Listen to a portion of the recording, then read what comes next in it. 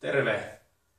Nyt kun kaikenlaiset haasteet on muotia, niin minäkin aion kantaa korteni kekoon ja esitän keppihaasteen. Itse en ole tätä temppua keksinyt, mutta tätä on tullut tehtyä iät ajat. Temppuun tarvitset tällaisen noin 1,5 metriä pitkän kepin. Se voi olla muovia tai vaikka puuta. Temppu menee näin. Vie keppi ensin selän taakse, ota siitä kiinni niin siten, että kämmenet osoittavat etupuolelle. Näin.